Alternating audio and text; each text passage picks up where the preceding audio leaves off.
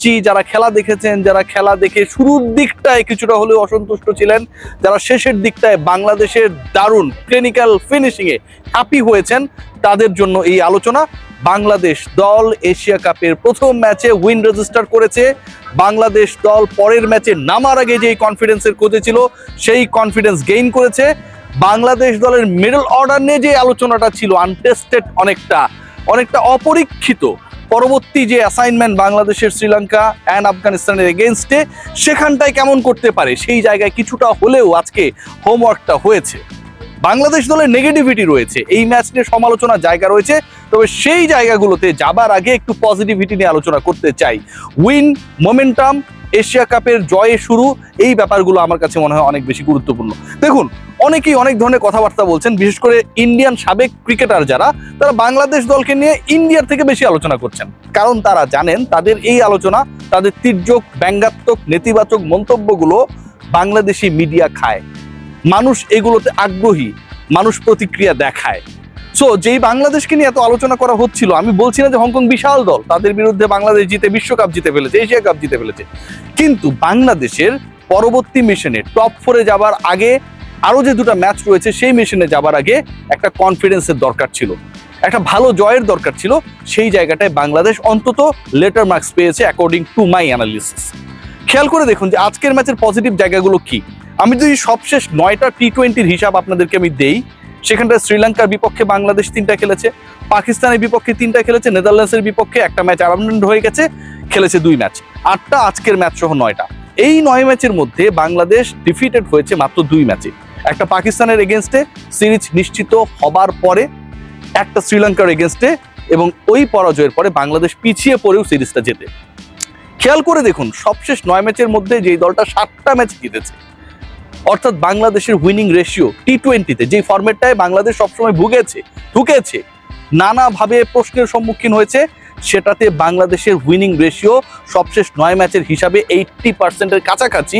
এটাকে ভাই আপনার অ্যাপ্রিসিয়েট করতেই হবে। তাওহিদ হৃদয়, হি ওয়াজ স্ট্রাগলিং। বাংলাদেশের 11-এ হৃদয় থাকবেন নাকি সাইফ থাকবেন নাকি দুজনেই থাকবেন, এই যে একটা ডিসকাশন গত 2 দিন ধরে হয়েছে, আজকের ম্যাচে হৃদয়কে খেলানো হয়েছে, 11-এ সুযোগ দেওয়া হয়েছে টু গেইন হিজ কনফিডেন্স। তার ব্যাটিং মোটেও অনেকের ভালো লাগেনি, আমারও লাগেনি। তিনি যদি আরেকটু কুইকার হতে পারতেন, বাংলাদেশের রান রেটটা আরেকটু বেটার হতে পারতো, তিনি সেটা হন নাই। বাংলাদেশ ম্যানেজমেন্টের চাওয়াটাও হয়তো সেটা ছিল না, ছিল যেটা চাওয়া সেটা হচ্ছে হৃদয় রানে ফিরুক, হৃদয় কনফিডেন্স ফিরে পাক, হৃদয়ে আত্মবিশ্বাস আসুক।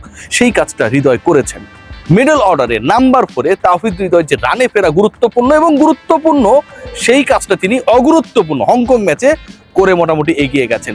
লিটন কুমার দাস, খেয়াল করে দেখুন, যিনি যখন অনেক বেশি সমালোচিত হচ্ছিলেন ওয়ানডের পারফরমেন্স নিয়ে, এখনো প্রশ্ন রয়েছে, বাট টি-20-তে তিনি যেভাবে দলকে লিড করেছেন, যেভাবে পারফরমেন্স করেছেন, সেটাকে অনুবাদ করেছেন এশিয়া কাপের প্রথম ম্যাচটায়। হংকং বলে ছোট বলার সুযোগ নেই। 2014 বিশ্বকাপে ঘরের মাঠে চিটাগংয়ে এই হংকং এর বিপক্ষে বাংলাদেশ পরাজয় রেজিস্টার করেছিল। বাংলাদেশের বিপক্ষে একটা মাত্র ম্যাচ খেলে সেই ম্যাচে হংকং জয়ী দল ছিল। বাংলাদেশ এই জায়েদ স্টেডিয়ামে এর আগে যে 2টা ম্যাচ খেলেছিল এই ম্যাচের আগে, সেই 2 ম্যাচেই ডিফিটেড সাইডে ছিল।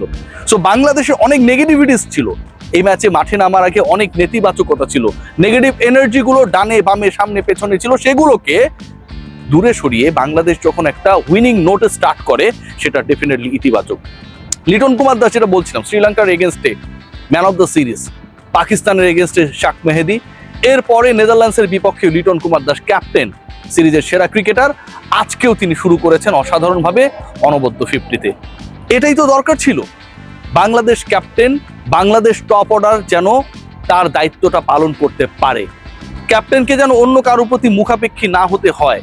যখন আরেকজন ব্যাটসম্যান তার ফর্ম ফিরে পাওয়ার জন্য চেষ্টা করে যাচ্ছেন, তিনি যেন তার রানে ফিরতে পারেন কনফিডেন্সের খোঁজে, তাওহিদ হৃদয় নাম্বার 4-এ, ঠিক তখন তাকে সঙ্গ দেয়া অপর ব্যাটার যখন অ্যাটাকিং ব্যাটিংটা করেন, হৃদয়ের জন্য কাজটা অনেক বেশি সহজ হয়ে যায়।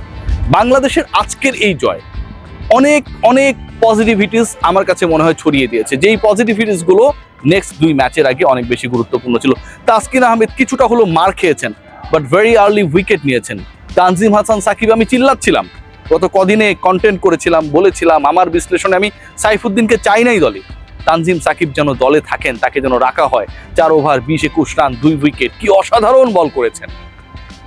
মুস্তাফিজ উইকেট পান নাই, কি